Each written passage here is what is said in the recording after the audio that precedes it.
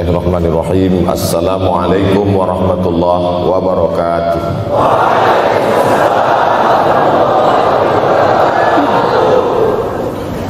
Alhamdulillahi wa kafa, wassalatu wassalamu ala al-habibil mustafa wa ala alihi wa ashabihi ahli tuqa wal wafa. Subhanaka la ilma lana illa ma 'allamtana innaka antal alimul hakim. Rabbi shrah li sadri wa yassir li amri wahlul 'uqdatam min lisani yafqahu qawli. Yang sama-sama kita hormati bapak-bapak wakil rektor, tidak dapat saya sebutkan satu persatu, ketua takmir masjid, hadirin hadirat jamaah fardu subuh, bil khusus adik-adik mahasiswa mahasiswi, insyaallah kita semua dimuliakan Allah Subhanahu wa taala. Man shallas subha fi jama'atin, siapa yang salat subuh berjamaah, faka'annama shallal laila kullah, dapat pahala seperti salat sepanjang malam. Berarti kita sudah salat sepanjang malam, tapi tetap besok malam tahajud. Jangan karena sudah sholat subuh berjamaah lalu tidak lagi tahajud, apalagi yang memang tak pernah tahajud, dan ini dijadikan alasan besok kalau ada orang membangunkan dia, bangun sholat tahajud. Man shallas subha fi jama'ah faka'annama shallal laila kullah. Man shalla subha fi jama'atin, siapa yang salat subuh berjamaah, kana fi zimmatillah. Dalam hadis yang lain, siapa yang salat subuh berjamaah, maka sampai petang sampai malam nanti dia akan mendapatkan zimmatillah, tanggungan. Makna tanggungan, dipelihara, dijaga Allah zahir dan batin. Kalaupun dia mati hari itu, matinya dalam istiqamah dan husnul khatimah. Tapi dalam hadis ini cuma 3 ustaz. Idza haddatsa kadzaba, bicara dusta. Wa idza wa'ada akhlafa, kalau berjanji ingkar. Wa idza tumina khana, kalau diberi amanah berkhianat. Dalam hadis lain, kalau sudah terlihat orang salat subuh berjamaah, insyaallah diselamatkan dari nifaq, kemunafikan dalam hatinya. Munafik diambil dari 3 huruf nafaqa. Nafaq, panal, terowongan, 2 pintu, ada pintu masuk, ada pintu keluar, punya 2 wajah, berbeda zahir, berbeda batin. Tapi salah satu tanda adalah pada sholat subuh. Mudah-mudahan Allah menyelamatkan kita dari sifat munafik. Makanya perempuan-perempuan kalau mau dapat suami yang selamat dari munafik, inilah dia pasukan sholat subuh ini. Selesaikan aja dulu 8 semester.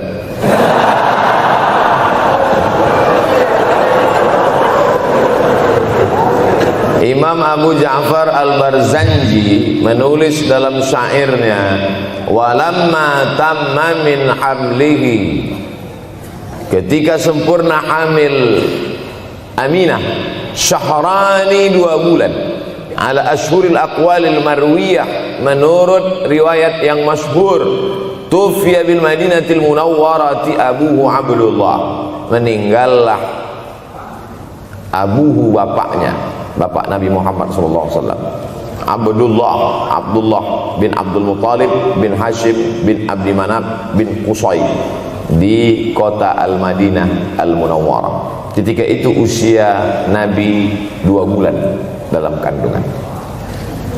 Setelah itu Nabi SAW pun lahir, dibesarkan dalam peluk cium kasih sayang Aminah. Lalu kemudian pada usia lebih kurang 4 tahun dibawa lagi ziarah ke makam ayahnya. Dan dalam perjalanan pulang dari ziarah itu meninggal pula Aminah. Apa pelajaran yang ingin diambil dari kematian ayah dan ibu Nabi ini? Banyak analisa sesuai dengan ilmu orang masing-masing. Bagi psikolog yang katanya pengaruh akal manusia itu dipengaruhi 4, maka kata mereka manusia ini berpikir itu dipengaruhi oleh pertama ayah, yang kedua ibu, yang ketiga bacaan, yang keempat lingkungan. Maka Allah ingin membersihkan Nabi Muhammad sallallahu alaihi wasallam dari 4 ini. Apakah akal Nabi Muhammad itu dipengaruhi oleh ayahnya? Tidak, karena dia tidak sempat bertemu. Apakah Nabi Muhammad SAW itu akalnya dipengaruhi oleh ibunya? Tidak, karena 4 tahun sudah meninggal dunia. Apakah Nabi Muhammad SAW itu dipengaruhi oleh bacaannya? Tidak, karena Nabi tidak bisa membaca.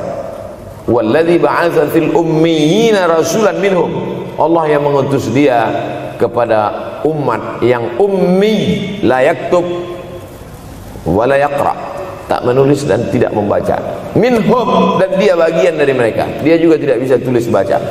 Apakah Nabi Muhammad SAW itu dipengaruhi oleh lingkungannya? Tidak, karena di lingkungannya zina begitu bebas, tipu muslihat, dan dia tetap dengan jati dirinya bergelar Al-Amin, orang yang paling amanah menurut para psikolog.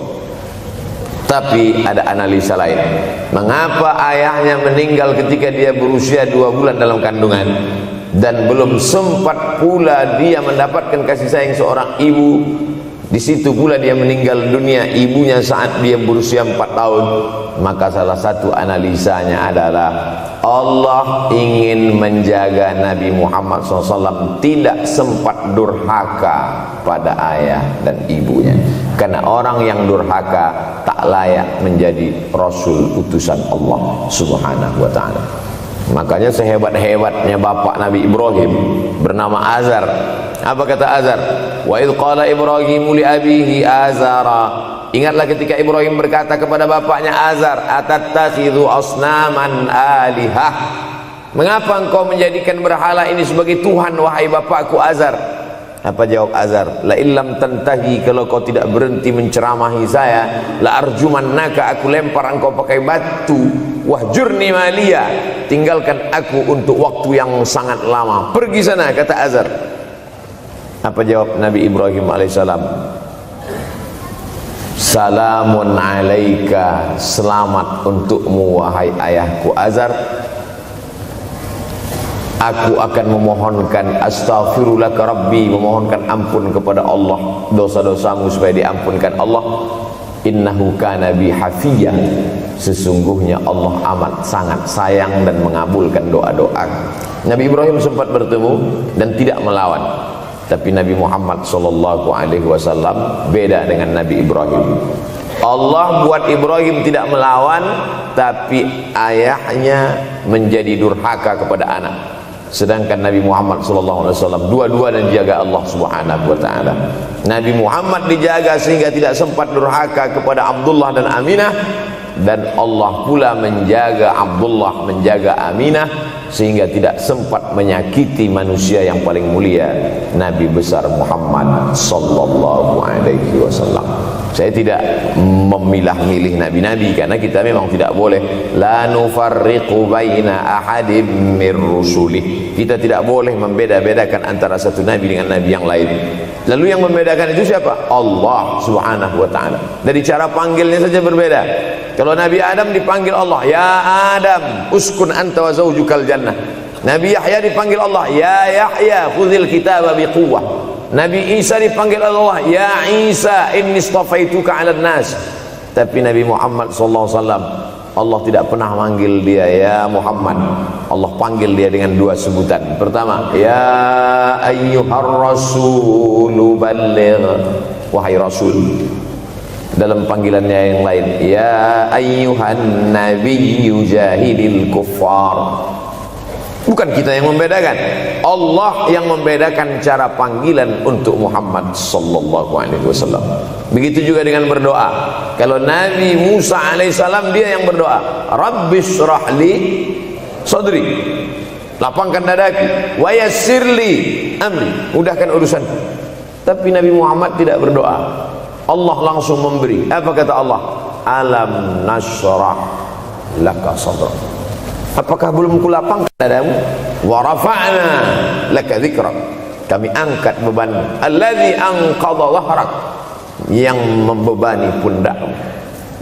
Belum dia berdoa, sudah dikabulkan Allah, karena janji Allah kepada dia, wala saufa yu'tika rabbuka fatarda, apapun yang kau mau akan kuberi. Salah satu penyebab Allah memberi apa yang dimau sebelum meminta adalah kalau tidak pernah durhaka kepada orang tua.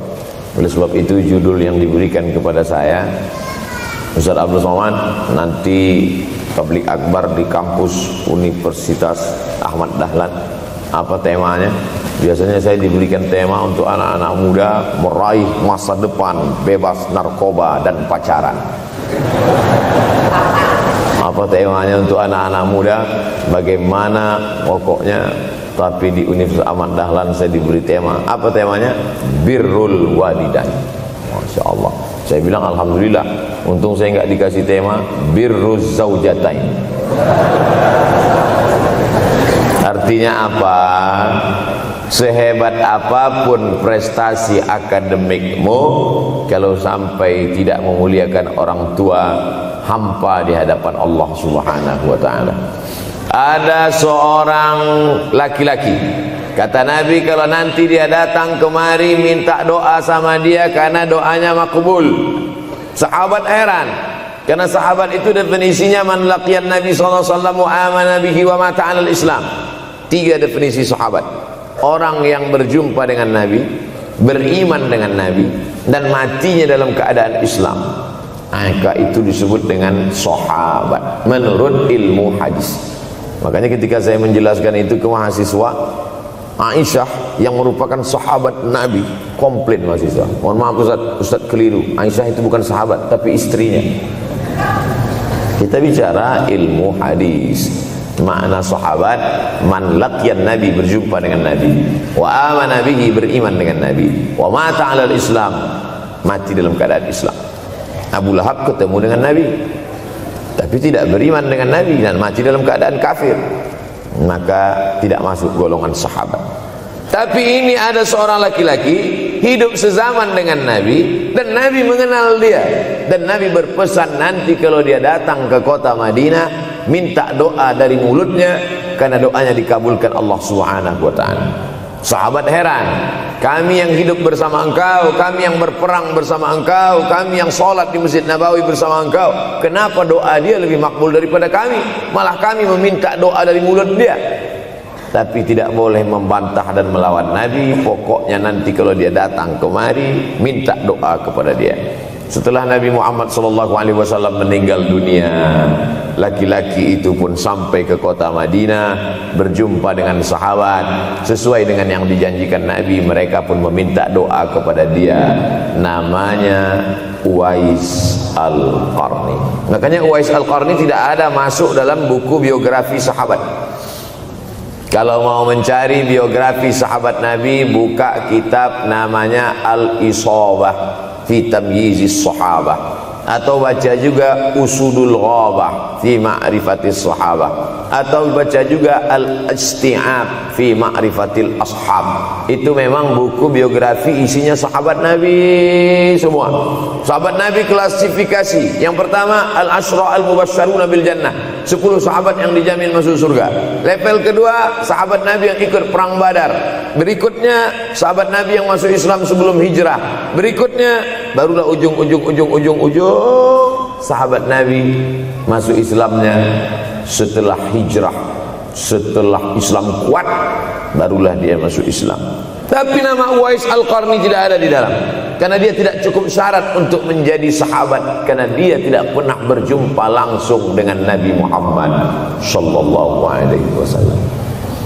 Tapi kenapa doanya makbul? Ternyata dia tidak berjumpa dengan Nabi bukan karena dengki, bukan karena musuh, bukan karena tidak beriman. Dia tidak jumpa dengan Nabi, salah satu sebabnya adalah karena dia menjaga ibunya di Yaman. Makkah di tengah, Yaman di bawah, Syam di atas, negeri Syam. Tak ada hubungan dengan negeri paman Syam. Syam di atas, Yaman di bawah, Makkah di tengah. Liila fi Quraisy, perjalanan orang Quraisy. Ila fihim rihlatash shita'i was-shaib, perjalanan syita musim dingin, shaif musim panas. Musim dingin mereka ke Yaman, musim panas mereka pergi ke negeri Syam. Kenapa dingin ke Yaman? Karena Yaman ini kalau musim dingin tidak terlampau dingin, salju tidak turun. Kalau pergi ke negeri Syam, salju turun. Palestina, Yordania, Suriah, Lebanon. Suriah, Lebanon ada salju. Maka musim panas Nabi pergi ke negeri Syam, karena kalau musim panas di Yaman panas sekali. Sedangkan ke negeri Syam panasnya tidak seberapa. Perjalanan orang Arab Quraisy ini diceritakan Allah, di negeri Yaman itulah tempat kampung Uwais Al-Qarni. Tidak sempat dia berjumpa dengan Nabi, tapi doanya lebih makbul daripada orang-orang yang berada bersama Nabi, karena keutamaan berbakti kepada ibu. Kalau sama ayah boleh ngelawan Pak Ustaz? Enggak juga. Jangan ini nanti dijadikan dalil. Kamu kenapa lawan bapakmu? Ada seorang laki-laki. Ini kadang jamaah pandai motong-motong ceramah saya, hanya untuk mencari pembenaran. Sedangkan kita ngaji ini mau mencari kebenaran.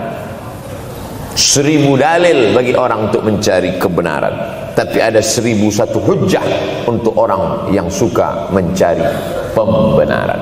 Nah, jadi kalau saya bicara tentang ibu, sesungguhnya ayah sudah masuk, karena tanpa ayah kita juga bukan apa-apa dan bukan siapa-siapa, walaupun jatah ayah sepertiga, sedangkan ibu lebih daripada itu. Man ahaqqun nas bi husni suhbati, siapa orang yang paling layak mendapatkan baktiku ya Rasulullah? Ummuka. Summa man, siapa lagi? Ummuka. Summa man, siapa lagi? Ummuka. Summa man, abuka. Itu yang menyusun itu Nabi SAW, bukan saya. Itu makanya ibumu, ibumu, ibumu, bapakmu. Kenapa Nabi 3 kali? Kenapa Nabi menyebut laki-laki 1 kali, perempuan 3 kali? Karena ibumu mengandung, ibumu melahirkan, ibumu menyusukan. Siapa yang mau dapat 3 kali? Coba yang 3 ini. Mengandung, melahirkan, menyusukan. 3 ini belum bisa dilakukan oleh laki-laki dimanapun. Adapun merubah wajah sudah bisa. Makanya ada lady boy, wajah lady, betis boy. Tapi untuk mengandung tidak bisa. Ana Rahman, aku ini Rahman, kata Allah. Syaqaqtur rahim wa ja'altu lahu isman min ismi. Aku ciptakan satu makhluk di dalam perut perempuan, maaf, namanya rahim, dari namaku. Ini yang belum bisa dibuat dokter dimanapun di dunia ini, menciptakan rahim, belum bisa. Andai terpecah rekor ini, maka kebanggaan luar biasa bagi LGBT. Tidak bisa, sampai hari kiamat tidak akan bisa, janji Allah. Karena Allah mengatakan dalam hadis kursi, Anar Rahman ja'altu lahu isman min ismi. Maka ada satu makhluk dalam perut perempuan yang diciptakan, diambil dari Asmaul Husna. Sehebat-hebatnya laki-laki, dari ujung rambut sampai ujung kaki tidak ada di tubuhnya ini yang diambil dari Asmaul Husna, tak ada. Bahwa namanya dari Asmaul Husna ada, Abdus Somad. Tapi ada makhluk di badannya diambil dari Asmaul Husna, itu hanya ada pada perempuan. Oleh sebab itu perempuan luar biasa. Makanya kampus Universitas Ahmad Dahlan memuliakan perempuan. Mana perempuan? Di atas letaknya. Makanya saya tidak terlalu berani mendongak ke atas. Begitu hebatnya perempuan. Perempuan adalah ibumu, perempuan adalah istrimu, perempuan adalah anakmu, perempuan adalah adikmu. Maka saat engkau memuliakan perempuan, engkau sedang memuliakan 4 aspek dari kehidupan. Ketika Nabi Muhammad SAW diutus Allah ke atas muka bumi ini, salah satunya adalah mengajarkan manusia bagaimana menempatkan pada posisinya. Posisi dia adalah tempat kita menumpang. Ketika ada seorang laki-laki yang sudah sukses diwawancarai, siapa orang yang paling berjasa dalam hidup Anda? Dulu waktu saya merantau ke Yogyakarta, belum ada apa-apa, saya sempat numpang di rumah dia selama 4 bulan. Kata seorang artis dalam sebuah wawancara, Begitu bangganya dia berkata, itulah orang paling berjasa kepada saya karena saya sempat numpang di rumahnya 4 bulan. Tapi ada yang dia lupa, bukan rumahnya yang kau tumpang, bukan ruang tamunya yang kau diami, sempat numpang di perutnya 9 bulan 10 hari. Tak pernah kau sebut. Angkat tangan yang tidak menumpang di rahim, langsung dari planet Mars langsung kemari. Enggak ada. Mr. Bean yang kita semua sehebat apapun pernah menumpang di perutnya. Oleh sebab itu makanya dosa yang paling mengerikan adalah kalau ada orang jual sabu-sabu, peminum khamar, di dunianya bahagia, happy, senang. Itu Ustaz, pengedar narkoba, hidupnya aman, adem, ayam, tentram. Di akhirat azabnya baru diberikan Allah Subhanahu wa taala. Ada orang yang pelakor senior,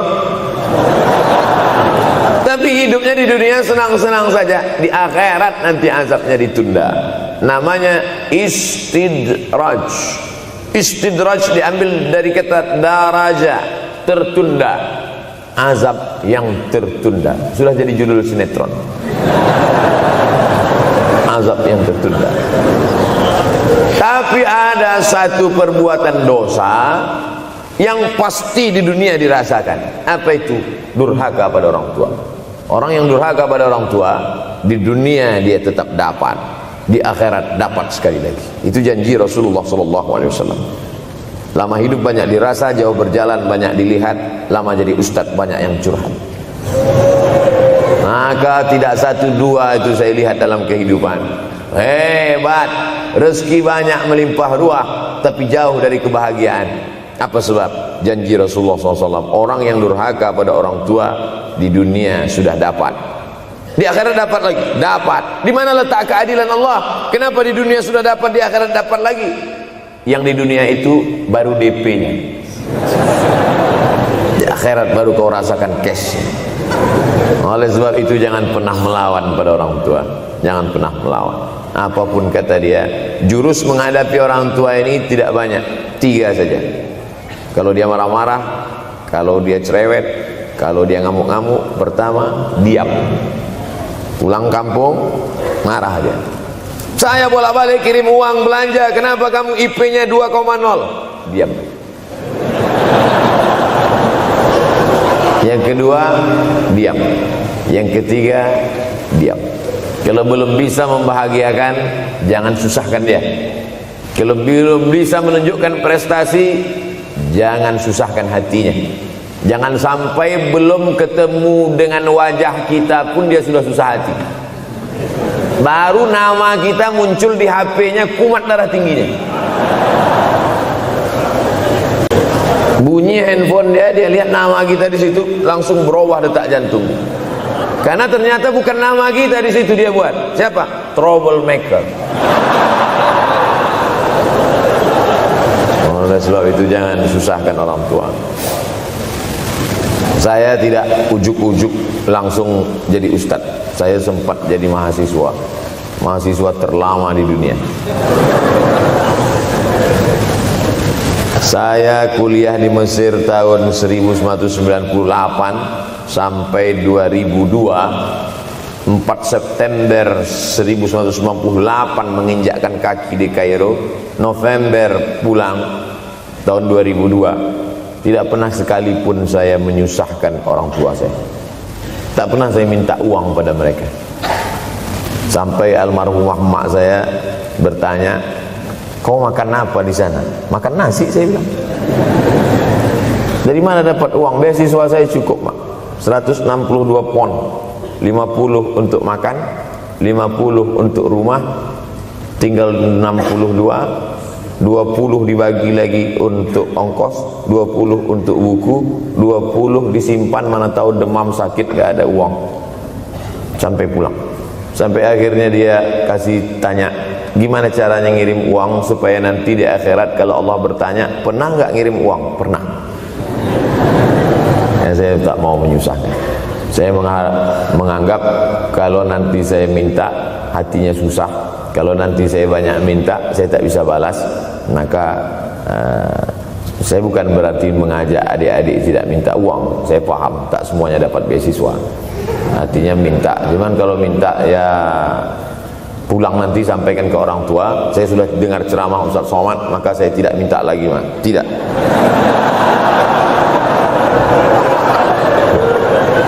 Tapi tolong dirapel setahun sekali aja.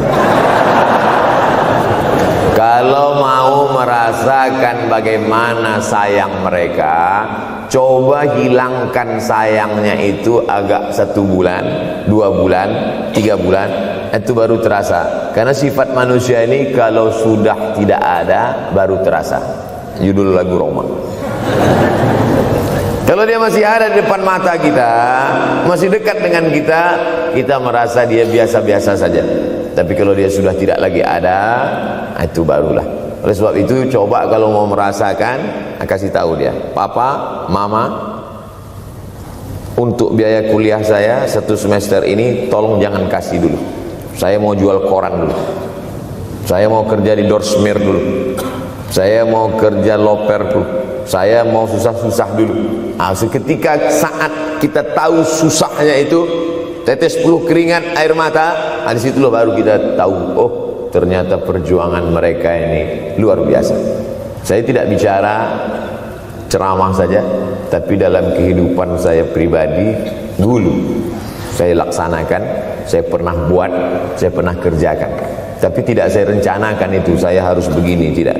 Memang bagian dari takdir hidup. Mungkin tidak minta uang itu karena jauh ke Mesir. Kalau seandainya dekat, sering juga minta. Nah, memang dikondisikan saya untuk terbang jauh ke Mesir, lalu kemudian setelah jauh itu tidak meminta, tapi kemudian setelah pulang berjumpa, sempat bersama orang tua. Bulan Maret 2019 kemarin baru meninggal dunia ketika saya sedang ceramah di Madura, Pulau Madura, diundang oleh sahabat saya, kakak kelas di Mesir dulu, Dr. Fauzi Tijani. Dan pagi itu rencananya mau ziarah ke makam Kiai Khalil di Pulau Madura. Begitu mau ziarah langsung dapat SMS segera pulang karena orang tua meninggal dunia. Akhirnya saya langsung ke airport Surabaya dan langsung pulang. Sebelum malam sudah tiba pemakaman. Artinya apa? Penyesalan panjang, kenapa tidak mencium tangan orang tua, kenapa tidak. Karena saya pikir masih lama ya. Nah, ini satu kekeliruan. Di mana-mana selalu saya sampaikan, jangan pernah berpikir usianya masih lama walaupun dia sehat. Karena sehat walafiat, tidak ada kurang satu apapun. Masih lama. Ternyata apa yang terjadi? Berangkat hari Sabtu, hari Ahad tausiah, hari Senin pagi, tanpa sebab, tanpa penyakit. Oleh sebab itu kalau masih hidup orang tuamu di rumah, pulang. Tapi jangan ini jadikan alasan. Besok enggak masuk kelas, kemana? Pulang semua.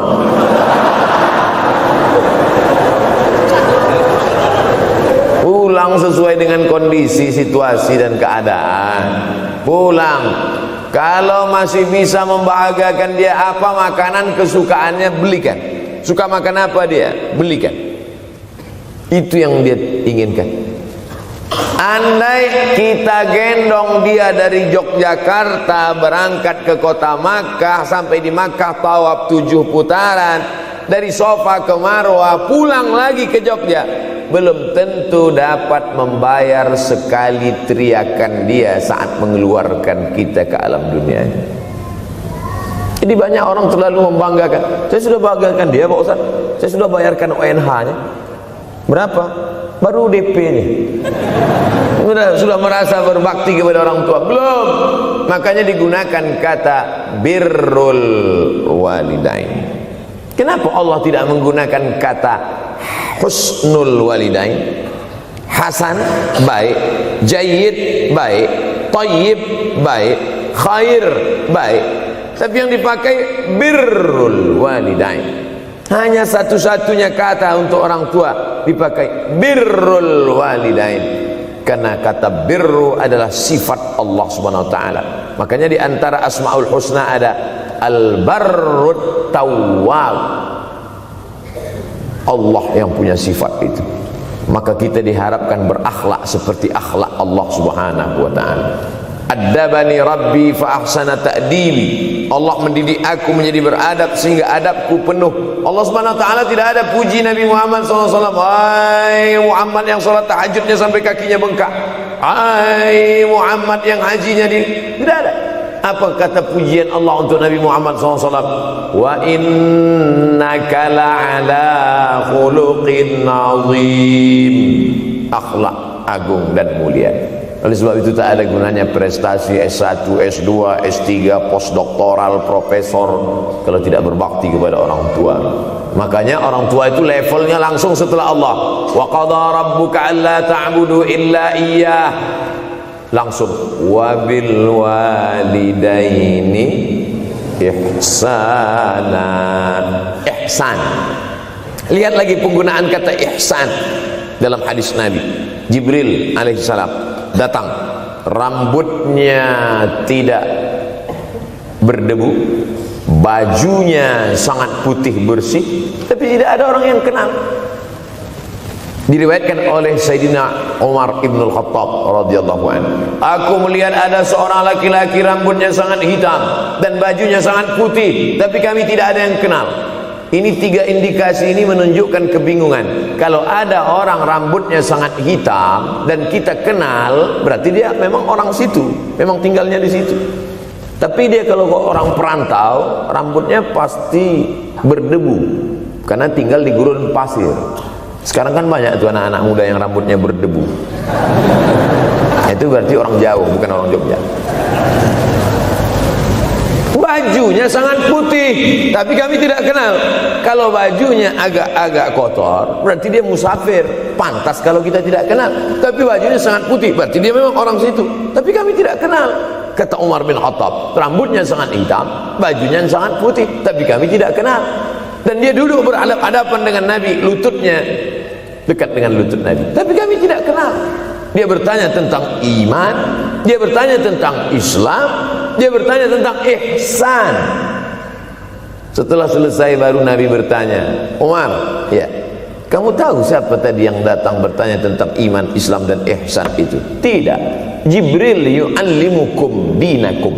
Tadi yang datang itu adalah Jibril alaihissalam. Orang selevel Umar bin Khattab tidak kenal Jibril. Ada orang Indonesia baru ketemu Jibril.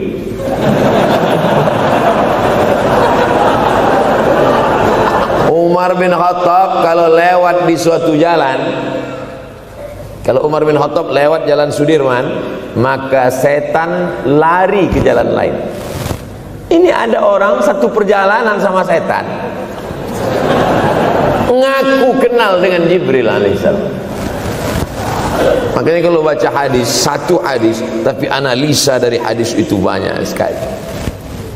Umar tidak kenal dengan Jibril kecuali setelah Nabi Muhammad SAW yang bercerita mengenalkan. Dari mana Nabi tahu?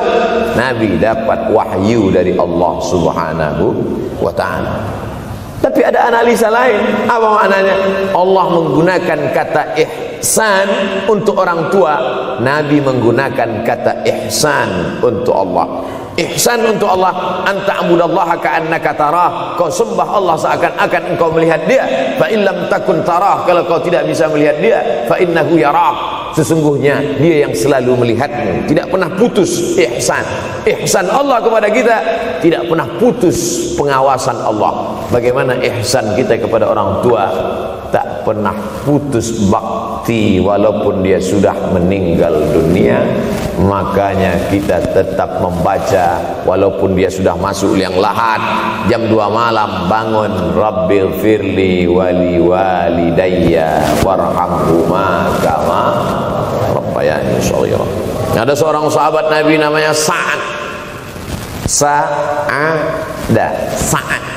sudah jadi bahasa Indonesia. Banyak juga orang Indonesia laki-laki sifat Sa'ad. Orangnya Sa'id, artinya bahagia. Sa'adah, kebahagiaan. Jenenge sapa? Sangadah. Itu dari bahasa Arab. Sa'adatun, bahagia. Datanglah seorang laki-laki bernama Sa'ad menjumpai Nabi sallallahu alaihi wasallam. Ya Rasulullah, wahai Rasulullah, ummi matat, ibu saya sudah meninggal dunia. Afa atasaddaqu anha, kalau saya bersedekah kira-kira pahalanya sampai apa tidak untuk almarhumah ibu saya? Kata Nabi, tasaddaq, silakan engkau bersedekah. Ayu sadaqatu afdal, sedekah apa yang paling afdal? Saqiyul ma, memberi air minum. Memberi air minum, niatkan untuk almarhumah, kata Nabi, tasaddaq, silakan sedekah. Langsung tanpa pikir panjang, apa kata Sa'ad? Idzan ahfiru bi'ran, kalau begitu saya gali sumur sekarang juga, sumurnya saya wakafkan dengan niat almarhumah. Oleh sebab itu, yang orang tuanya sudah meninggal dunia, pulang dari sini jangan gali sumur, cukup telepon, assalamualaikum, sumur bor. Cari pondok pesantren yang kesulitan air, pergi ke kaki-kaki gunung, orang mencari air satu jerigen mikul 5 km jalan. Di situ tempat minum lembu, kerbau, di situ juga mereka mengambil air. Cari, galikan, mengalir air sumur untuk mereka, mengalir pula sampai ke liang lahatnya. Itu bakti kita. Pulang dari sini, cari pondok pesantren, panti jompo, panti yatim. Assalamualaikum Bapak pimpinan yatim, saya lihat ini kamar mandinya sedikit, orang ngantri banyak, keran air tidak ada. Gimana ini? Berapa lagi yang perlu sumur bor di sini? Kami perlu kira-kira 5. InsyaAllah. Bapak mau bantu? Enggak, nanya-nanya aja.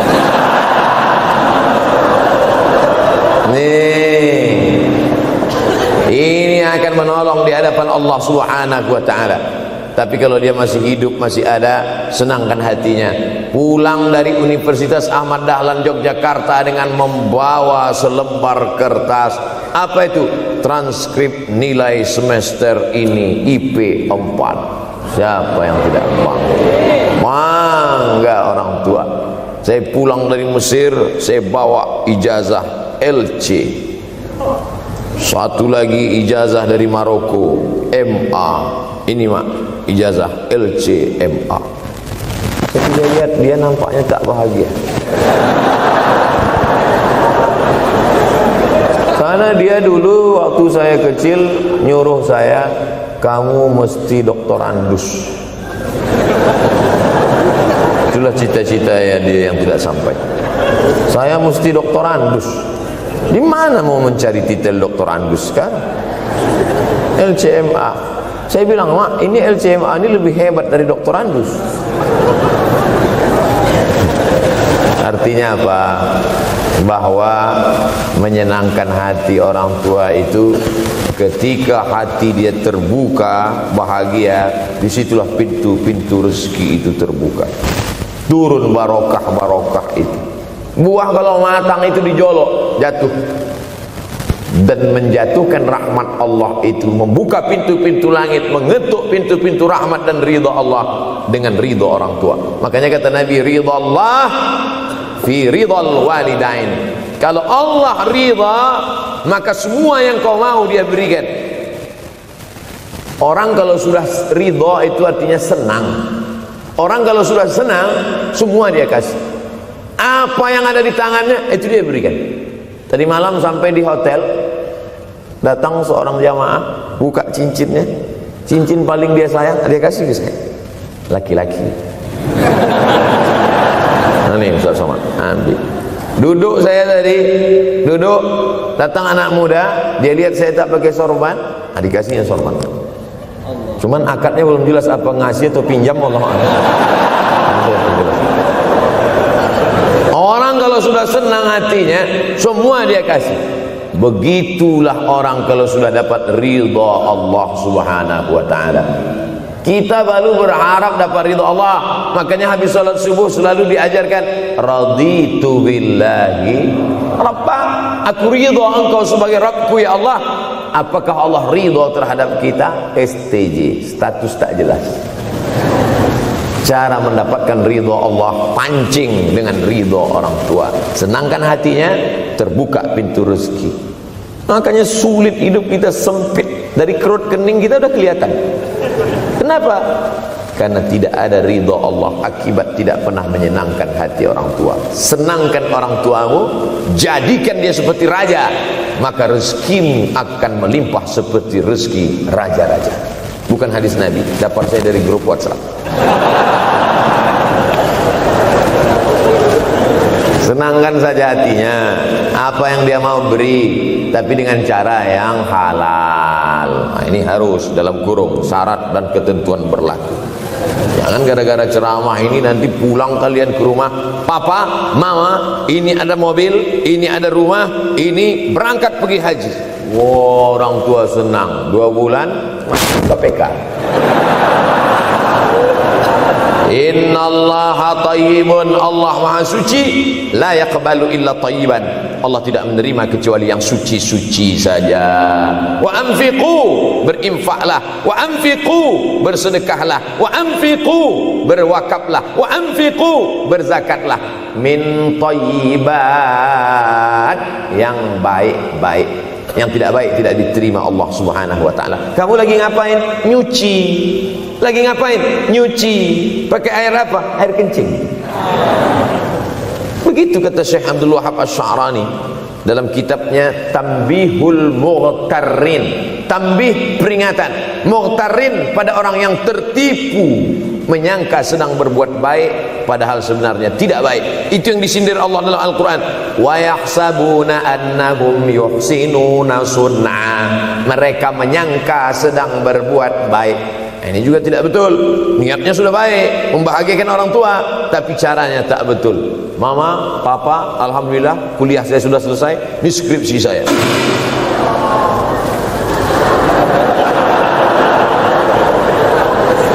Masya Allah. Bayangkan kalau kiamat tiba-tiba terjadi. Begitulah agaknya terkejutnya kita. Kiamat terjadi tapi belum sempat berbakti kepada orang tua. Dosa belum sempat meminta maaf. Silap dan salah berapa kali kita kencing di kainnya yang bersih. Berapa kali dia tidak jadi tahajud gara-gara kita menangis dari Isya sampai subuh. Pakai pengawet nangisnya.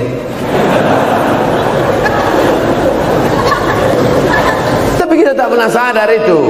Kita menganggap kita di dunia ini dibesarkan angin. Kita menganggap kita ini bangsawan, bangsa yang hidup di awan. Berapa kali dia tidak jadi sholat duha gara-gara kita kencing. Berapa kali nasi yang sudah mau disuap masuk ke mulutnya tak jadi. Bahkan dia tidak makan sama sekali. Dan berapa kali makanan dia belikan hanya untuk susu, hanya untuk menyenangkan kita. Pernah kita balas. Dan dia tidak pernah minta balas itu. Oleh sebab itu, siapa yang mengingatkan? Abdul Somad diberikan judul berat ini. Judul yang paling berat ceramah tentang orang tua, tentang ibu, tentang ayah. Jarang saya mau menerima judul-judul pengajian. Ini pun dikasih tahu setelah sampai di sini. Maka saya belok-belokkan dikit. Air mata udah mau menetes, belokkan. Nanti kalau saya nangis di sini, siapa yang ceramah kalau saya nangis? Oleh sebab itu maka yang orang tuanya masih ada, beruntung dan bertua, bawakan dia rumah makan. Ada sahabat saya namanya Ustadz Lukman di Pontianak, bukan Kuntilanak. Mereka punya program namanya Bawa Ibu ke Rumah Makan. Keren nama programnya. Bawa orang tua ke rumah makan. Nanti hari libur adik-adik anak-anakku sekalian libur, bawa ayah bawa ibu ke rumah makan. Ketika Ustadz Lukman cerita itu ke saya, Ustadz Somad, kita punya program baru nih. Apa nama programnya Ustadz? Bawa ibu ke rumah makan.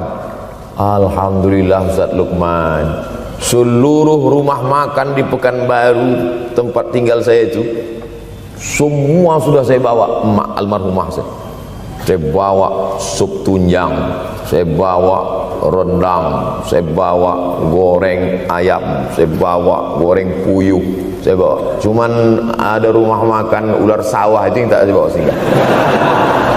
Lain dari itu sudah saya bawa. Tak ada penyesalan dalam hati, senangkan hatinya. Apa pakaian yang dia suka. Orang tua itu tidak minta yang besar, asal ada saja. Pulang dari Yogyakarta sampai ke rumah, ini tadi ada nampak sedikit tanda terkenang. Kalau banyak makan sendiri. Ketika dia senang melihat itu, bahagia hatinya, nampak senyum di tepi bibirnya, pada saat itulah rahmat Allah terbuka. Pada saat itulah ridha Allah datang.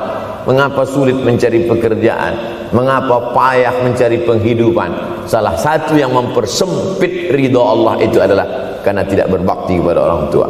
Oleh sebab itu maka judul tema yang diberikan birrul walidain, berbakti kepada orang tua, bahagiakan. Ini ada juga ini anak-anak yang sudah sukses ini, papa, mama sudah meninggal, papa jangan risau, silakan terbang ke Yogyakarta, ada adik di sana, silakan terbang ke Surabaya, ada kakak di sana, silakan terbang ke Kuala Lumpur, ada keluarga di sana, jangan hiraukan. Kata bapaknya, kalian terbangku saja kalian pikirkan, kemana aku hinggap tak kalian pikirkan. Ada sebagian orang ketika ibunya meninggal dunia, marah dia, mengamuk dia anggap kebahagiaan itu sudah hilang, padahal membahagiakan orang tua dua-dua adalah tanggung jawab kita. Kalau dua-duanya sudah tidak ada Pak Ustadz, masih ada keluarga. Ada keluarga. Al-khalah bimasabatil saudara ibu, kakak ibu, adik ibu, sama seperti ibu. Sambung lagi silaturahim, buat dia senang, buat dia bahagia. Man ahabba yubsatalahu fi rizqihi, siapa yang mau lapang rezekinya, wa yunsa'alahu fi atharihi, dipanjangkan umurnya, falyasil rahimahu, hendaklah dia menyambung tali silaturahim. Saya ceramah di satu kota. Sampai di kota itu saya melihat rumah besar, megah, mewah, seperti istana. Cuman saya segan mau nanya, nggak mungkin saya tanya, Pak, ini hasil dari apa? Saya tengok, saya ngangguk. Kawan-kawan saya yang ikut di situ seperti ngelihat kucing semuanya. Mantap. Setelah duduk, makan, habis makan, minum, habis itu Sohibul Bait yang punya rumah pun cerita. Ustadz Abdul Somad, iya Pak, dulu ini hanya bambu-bambu yang dikasih daun, yang dikasih terpal. Tempat apa Pak? Tempat ibu saya buat pengajian. Setiap tahun dibuat begitu, pasang tiang-tiang kayu, pasang terpal, daun-daun, pengajian ramai. Sampai akhirnya saya berkata, Bu, pengajian kita hentikan saja, stop. Saya tidak sanggup lagi pasang tenda, pasang terpal ini. Tapi akhirnya apa kata ibu saya?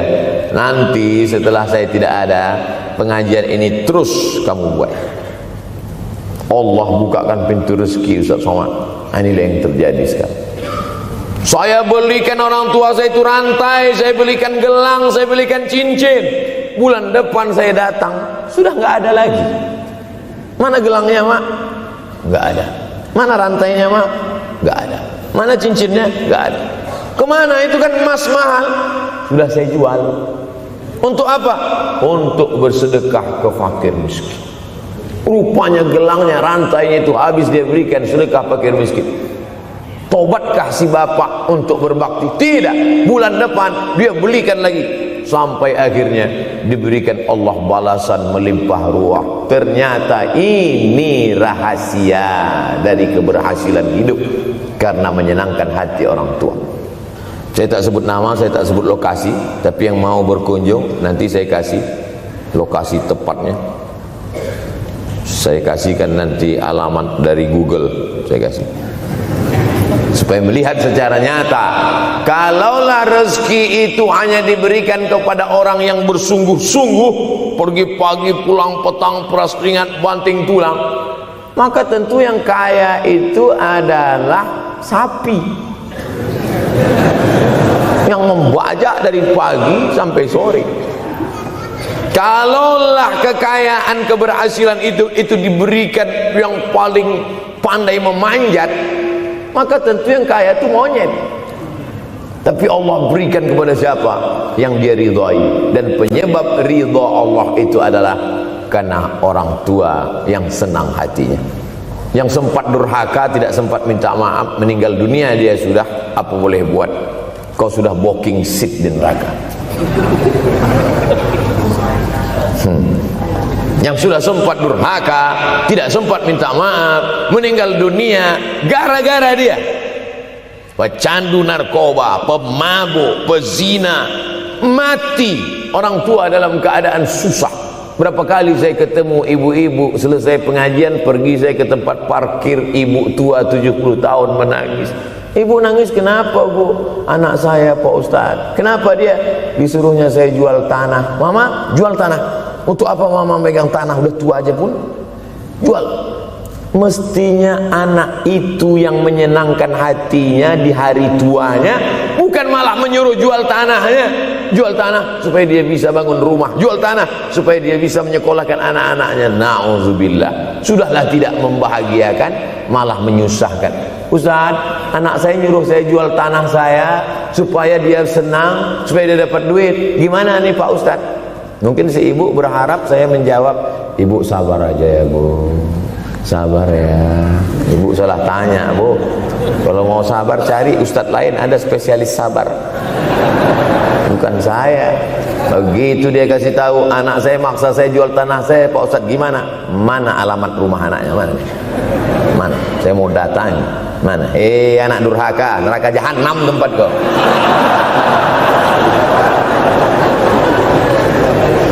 Tak mau dia ngasih alamat. Rupanya dia takut nanti anak saya malah marah sama saya, Pak Ustadz. Saya kasihan. Mudah-mudahan Allah berikan kekuatan pada ibu. Tapi cerita ini bukan satu dua contoh kasus. Ternyata zaman sanggup memperkarakan pengadilan hanya karena sebatang pohon kayu. Atau cuma saya yang dapat berita aja? Adik-adik ada juga dapat kiriman itu. Sanggup memperkarakan sebatang pohon kayu. Padahal kalau kau jual semua kebunmu itu, belum tentu dapat menebus. Datang seorang laki-laki mengadu kepada Nabi Muhammad SAW. Ya Rasulullah, ini bapak saya ini kurang ajar sekali. Bapaknya kurang ajar. Diambilnya harta saya ya Rasulullah. Gimana ini ya Rasulullah? Apa kata Rasulullah SAW? Anta wa maluka li abik. Anta sampai ke tempat kita jadi ente. Anta wa maluka, ente, harta ente, li abik, punya bapakmu.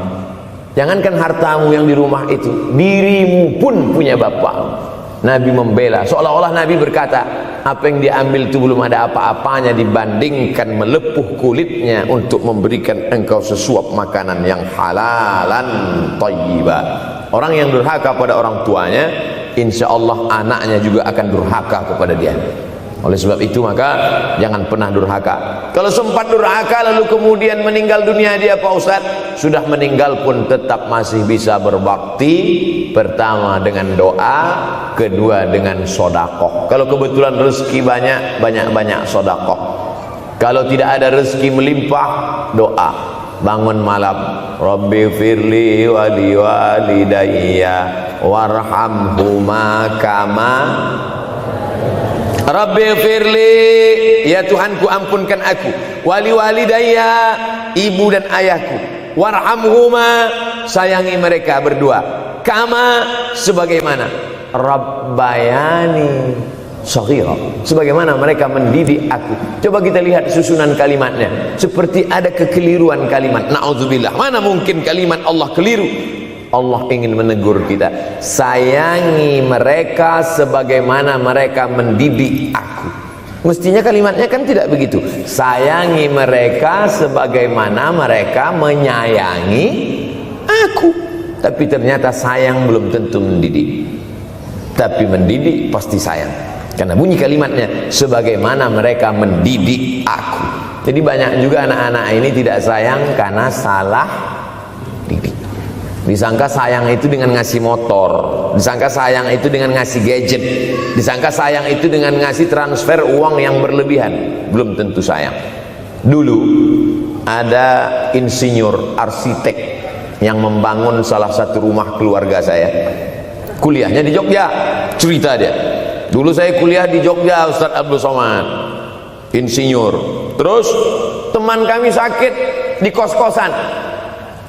Kami bingung mau nelpon siapa. Akhirnya datang mobil mewah, parkir polisi, tentara, ramai. Barulah kami tahu rupanya dia anak menteri. Jadi sayang orang tua itu bukan mesti dibelikannya apartemen, dibelikannya mobil, belum tentu. Boleh jadi itu justru menjerumuskan anak. Diberikan apartemen, diberikan mobil mewah, habis 2 bulan kena virus HIV AIDS. Tapi kalau dibuatnya kita jauh, saya yakin adik-adik kuliah di Universitas Ahmad Dahlan, ada yang dari timur Indonesia, ada yang dari Sumatera, lalu kemudian di tengah kesendirian, belum makan, uang kos belum bayar, transfer macet, datang setan berbisik, hei, sebetulnya kau anak yatim piatu yang dibuang. Bukan, orang tuamu bukan tidak sayang, dia hanya sedang ingin mendidik supaya engkau menjadi anak yang mandiri. Maka nanti kalau sedang duduk termenung gitu, tiba-tiba datang bisikan, pergilah cari jembatan, terjunlah. Maka saat itu katakan dalam hatimu, lawan, hei setan. Orang tuaku sayang kepadaku, dia hanya ingin supaya aku mandiri.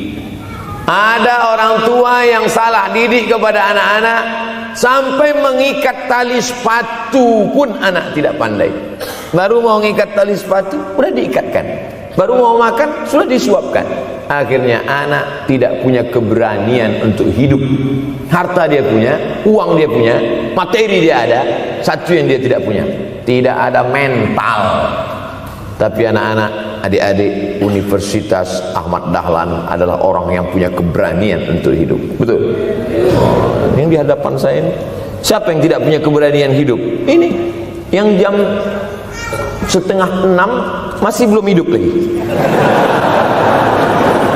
Ada ini tidak punya keberanian untuk hidup, hidupnya terlambat.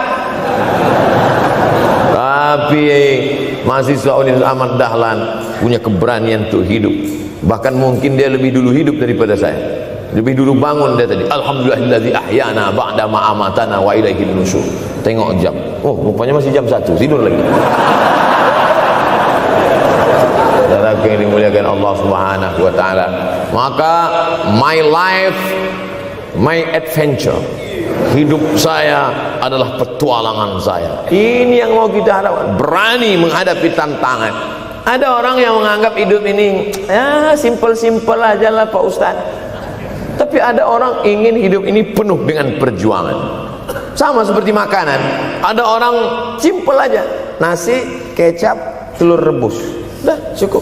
Tapi ada orang mau ada goreng ayamnya, ada rendangnya, ada supnya, ada tom yumnya, ada lengkap semua. Begitu juga hidup ini.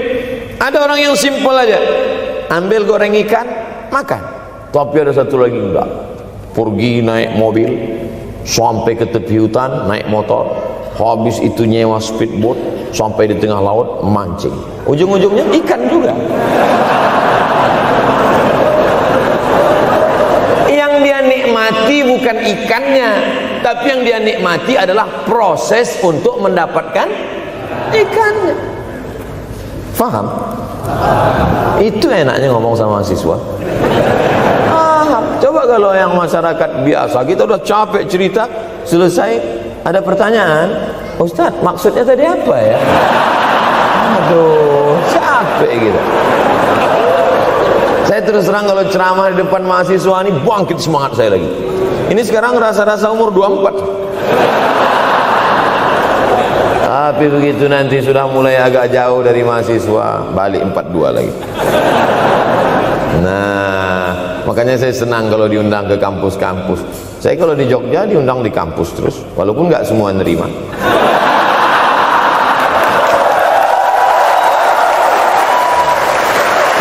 saudaraku yang dimuliakan Allah Subhanahu wa taala, maka kita harus sering-sering bersama. Apa ini takbir? Takbir itu ngusir setan. Tadi saya ceramah jam 4:30, sekarang sudah jam 5:30 artinya saya sudah ceramah 70 menit. Ini sudah keluar dari kode etik, karena di mana-mana saya ceramah 60 menit. Kenapa bisa Ustaz Somad ceramah 70 menit di Universitas Ahmad Dahlan ini? Kenapa? Semangat yang membuat kita. Padahal berdiri lagi, tahan, belum sarapan lagi, tahan. Artinya apa? Yang membuat kita kuat itu bukan materi, bukan makanan, tapi semangat. Maka jangan sempat kehilangan semangat. Bangkitkan semangat, semangat terus. Semangatnya apa? Semangat ingin membahagiakan orang tua. Kalau lupa, tulis. Biasanya mahasiswa ini kan suka lupa, tulis di dinding kamar. Semangat bahagiakan calon mertua.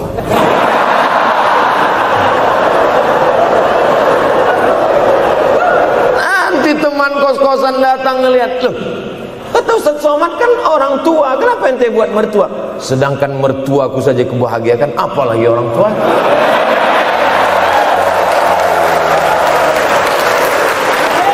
Begitu hebatnya. Cuman kadangnya kita hanya mendapat ini hanya di sinetron-sinetron saja. Real nyatanya di mana? Datanglah ke Universitas Ahmad Dahlan. Jadi hidup ini harus ada target yang mau dicapai. Banyak orang targetnya nggak benar. Saya ingin menjadi orang yang punya kepribadian, Pak Ustadz, rumah pribadi, mobil pribadi. Target bahagiakan orang tua. Gaji pertama kalau kerja nanti umroh. Oh gitu, Ma, doakan nanti kalau aku kerja insya Allah gaji pertama nanti memberangkatkan umroh. Syukur-syukur nggak usah diomongkan dulu, kasih surprise, senang. Mama, ayah, ini gaji pertama. Dia buka, tengok 700.000.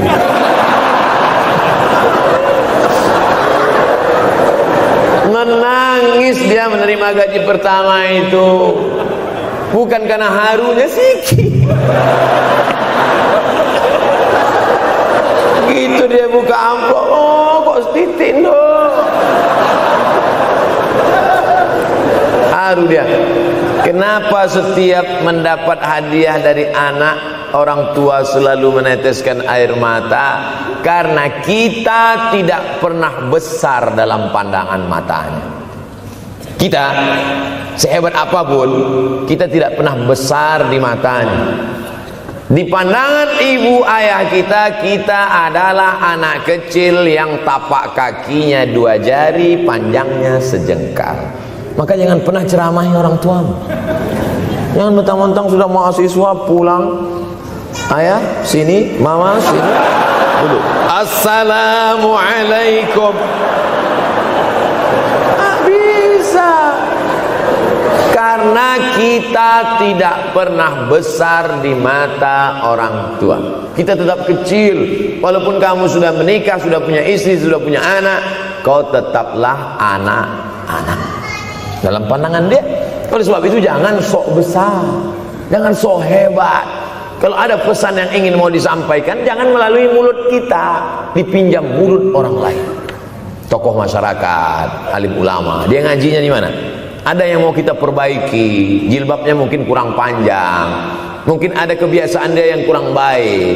Sementara kita udah ngaji, sudah belajar di Universitas Ahmad Dahlan, sudah terpelajar, membuat dia mau menjadi orang baik. Tidak mesti dari mulut kita, pinjam mulut orang lain. Assalamualaikum Pak Kades, pinjam mulut Pak Kades sebentar. Pak Kades, ayah saya kan orangnya baik sama Pak Kades. Iya, nanti kalau saya ngomong dia nggak dengar. Jadi saya mau tolong Pak Kades. Pak Kades, ayah saya sampai sekarang belum sholat Pak Kades. Jadi tolong Pak Kades nasihati dia. Kata Pak Kades, saya juga nggak sholat. Hancur dunia persilatan. Oleh sebab itu senangkan Ini banyak anak-anak yang udah ngaji, yang udah aktivis masjid, merasa ingin orang tuanya baik, dia sendiri menceramahi, nggak ketemu, nggak connect dia. Ayah sini, orang yang tidak sholat neraka jahanam tempatnya. Sakit hati, meleleh air matanya. Sekali kau buat air matanya menetes, maka kau akan berenang dalam kesengsaraan. Jangan pernah buat dia menangis. Kalau dia nangis haru Pak Ustaz, nggak apa-apa. Cuman kita kan sulit membedakan mana air mata haru, mana air mata sedih. Sama-sama bentuknya air mata. Makanya ada ungkapan jangan menangis air mata buaya. Kenapa selalu kalau disebut air mata buaya?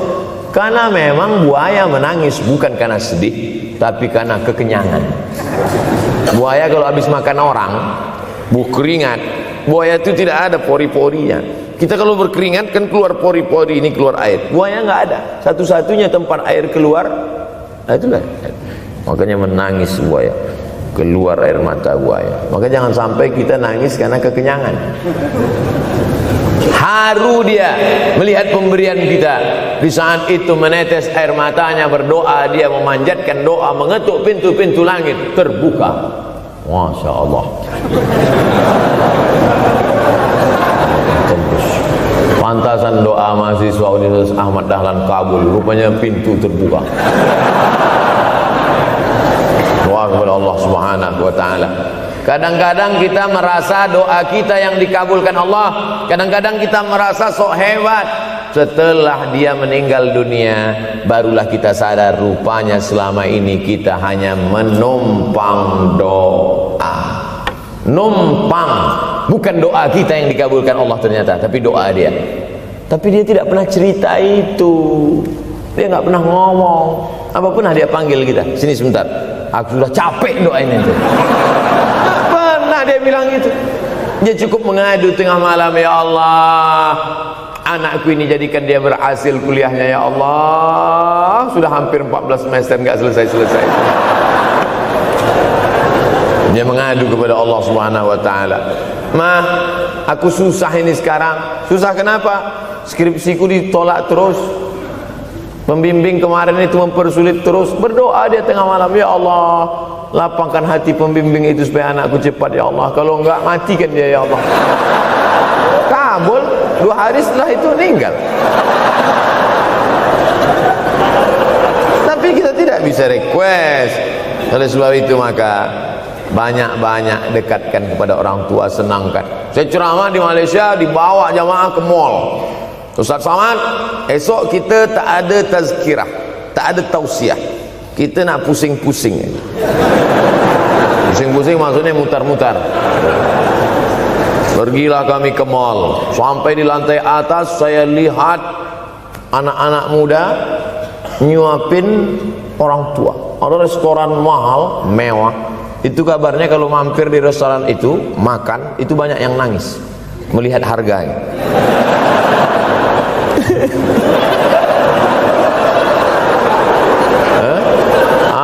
Ada saya lihat anak-anak muda yang ganteng-ganteng, perempuan yang cantik-cantik menyuap orang tua. Orang tua yang sudah tak berambut, sudah perempuan tak berambut lagi, rontok saking tuanya, kulit sudah keriput. Duduk, didorong pakai kursi roda, dibawa ke mall, sampai di itu diberikan restoran tercanggih, termahal, dia sendiri yang menyuapkan makanan.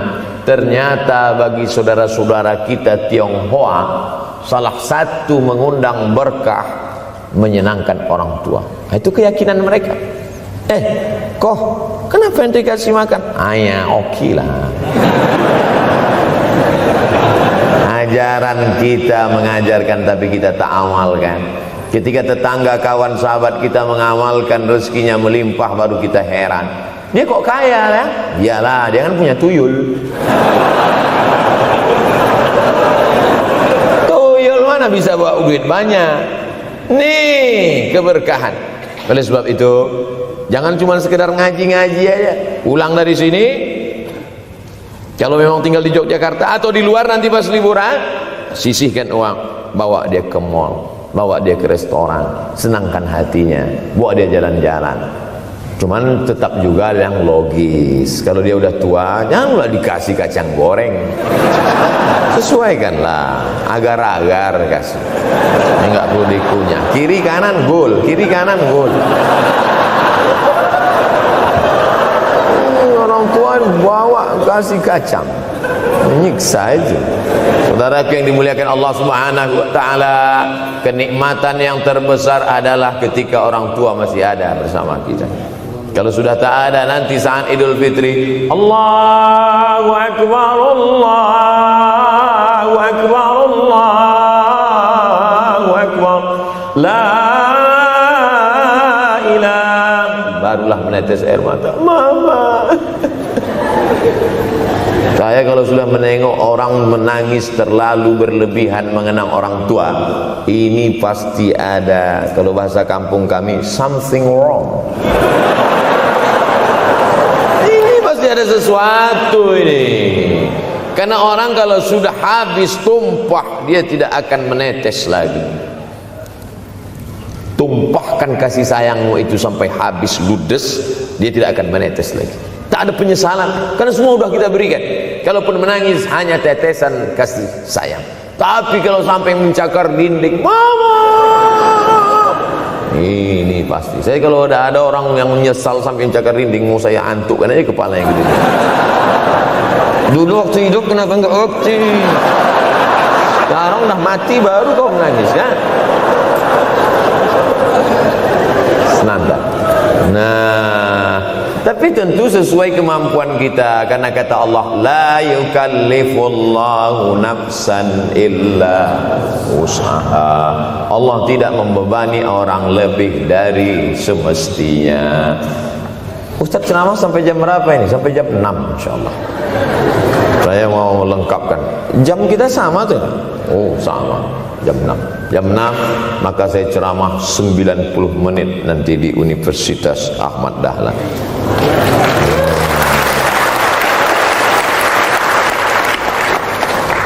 Berceramah di Universitas Ahmad Dahlan merupakan suatu kebanggaan bagi Abdul Somad. Kenapa begitu? Saya pengagum Kiai Haji Ahmad Dahlan, termasuk ulama yang saya kagumi. Lalu kemudian apa kekaguman di antara kekaguman Ustaz terhadap Kiai Haji Ahmad Dahlan? Beliau punya keberanian untuk melawan arus TBC, tahayul, bid'ah, coerafat. Dia berani melawan itu.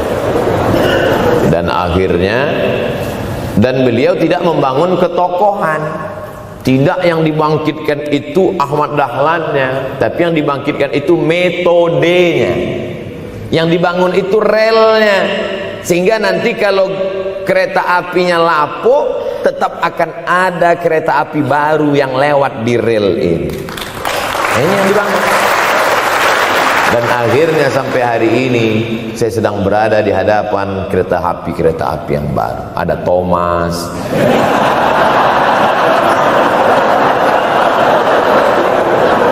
Kok Ustaz tahu Thomas? Anak saya paling suka itu. Satu koper kereta. Artinya apa? Bangun rel, maka akan ada lokomotif baru. Dunia boleh berganti, zaman boleh berubah. Idza waqa'an ala ahadikumul qiyamah, kalau kamu sudah mau mati, wa fi yadihi fasilah, di tanganmu ada bibit korma. Sudah mau mati, di tangan ada bibit korma. Apa yang kita lakukan? Ada sebagian orang kalau sudah mau mati, ya wes gua ae lah. Kalau di tanganmu ada bibit korma, gali-gali tanah sedikit, tanamkan. Untuk apa nanam korma sudah mau mati?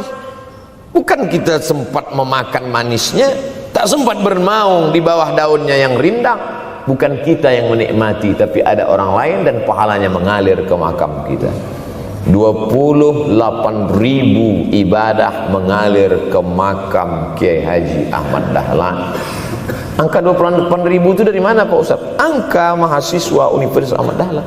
Ustaz tahu dari mana? Ya makanya kalau orang ngomong tuh dengar. Makanya saya kalau diundang ceramah, Ustaz nanti sebelum ceramah kita ada acara makan dulu. Iya, selama itu saya diam aja.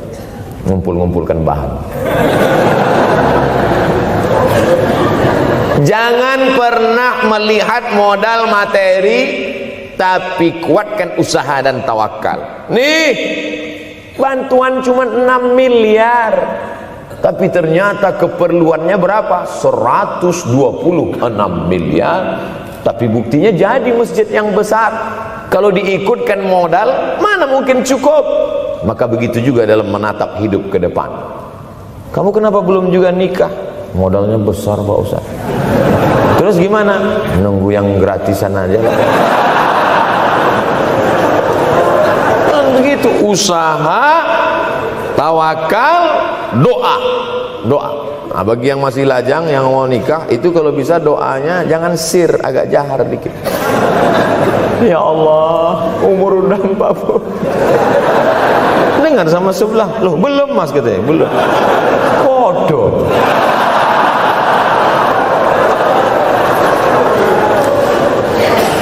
Kira-kira rezeki itu Allah yang ngatur atau kita yang ngatur? Allah. Makanya di antara Asmaul Husna Ar-Razzaq, yang maha memberi rezeki. Kalau Allah yang mengatur, mungkinkah Allah menyia-nyiakan kita? Tidak. Cicak di dinding, semua tahu, karena dari kecil kita memang sudah diajari lagu cicak. Cicak, cicak di dinding. Ada nggak pernah yang dinyanyikan lagu kadal? Ada. Kenapa mesti cicak? Coba tanya ibu kita yang dulu nyanyikan. Mama, kenapa cicak, Ma? Karena kalau buaya terlalu gede, nak.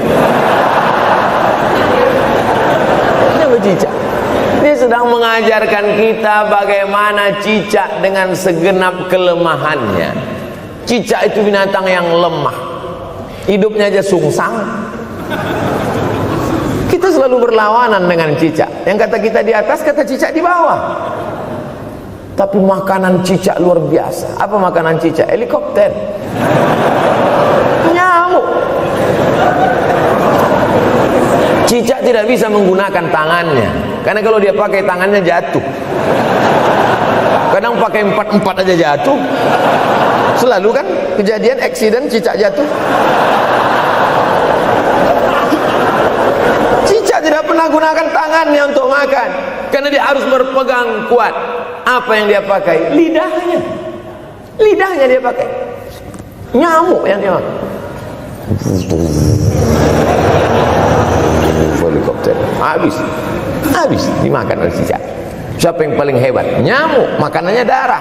Nyamuk masih keluarga Dracula. Tapi Allah SWT mau mengajarkan jangan putus asa, gunakan potensimu, apapun yang terjadi gunakan. Ini sekarang banyak anak-anak muda nih kehilangan semangat. Kalau engkau kehilangan beras, masih bisa hidup 3 bulan. Kalau engkau kehilangan air, masih bisa hidup 3 hari. Tapi kalau kau kehilangan semangat, kau hanya hidup 3 detik. Tik, tik, tik, mati. Oleh sebab itu jangan sampai kehilangan semangat. Bahasa kitanya putus asa. Sampai dingin tuh lontong. Bukan karena ceramah terlalu lama, bukan. Sampai dingin itu sarapan pagi gara-gara mahasiswa. Ente kenapa? Galau Ustaz. SMS nggak dibalas, telepon nggak diangkat. La ilaha illallah Muhammad Rasulullah. Mahasiswa seganteng ini, sehebat ini, begitu cepat putus asa. Saya aja setua ini, sekurus ini, masih banyak yang mau. Lihat tuh komen-komen di Instagram, baca tuh komen-komen di YouTube. Ustaz, jadikan aku yang kedua ya. Kalian anak-anak muda gagah perkasa, bangkitkan semangatmu, takbir. Banyak yang belum ketemu jodoh.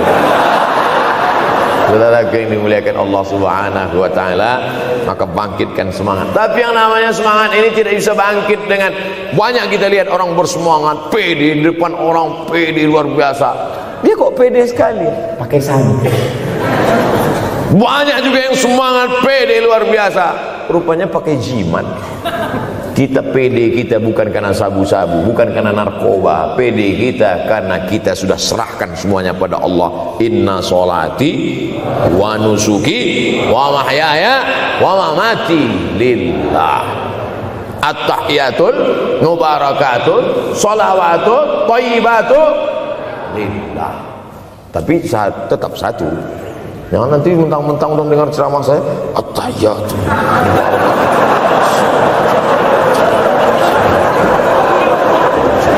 dalam hati saja. Ini bukan punya aku ya Allah, ini semuanya punya Engkau, punya Engkau. Berhasil kalian, sukses kalian, punya apartemen, punya kondominium, punya mobil. Datang teman nanya, hebat ente ya, kaya sekarang ya. La haula wala quwata illa billah. Tapi ngomongnya setelah berhasil. La haula wala quwata itu setelah berhasil atau sebelum? Setelah semua dipuji orang, hebat ente sekarang ya. La haula wala quwata, bukan punya saya, punya Allah. Tapi sekarang banyak orang salah. Ente kok enggak kerja? La haula.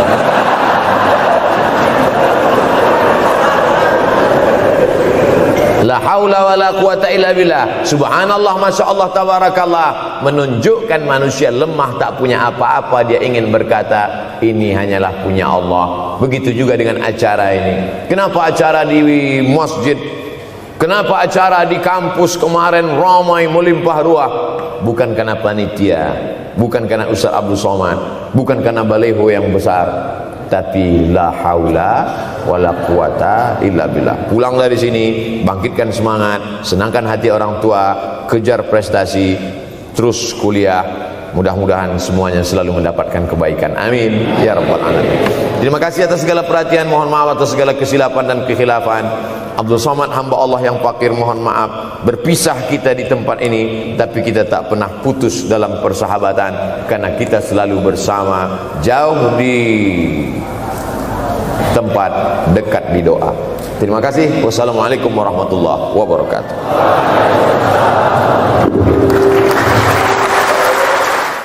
فبأي آلاء ربكما تكذبان